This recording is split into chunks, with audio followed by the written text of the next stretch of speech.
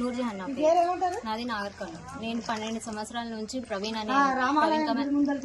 కుమార్ అనే అబ్బాయిని లవ్ చేస్తున్నా. ఆయన కూడా లవ్ చేస్తున్నాడు. పెళ్లి చేసుకుంటా అని ఆర్థికంగా శారీరకంగా అంతా వాడుకొని పెళ్లి చేసుకోను, నువ్వు ఏమైనా చేసుకో, నువ్వు కేసు వేస్తావా, కేసు వేసి అంటే నేను ఏం చేసిన, పెళ్లి చేసుకుంటావా లేదా అని అడిగి 12 సంవత్సరాల నుంచి అడిగి ఆయనకి పోయి కేసు వేసిన. కేసు వేస్తే నాకు ఏ న్యాయం జరగలేదు.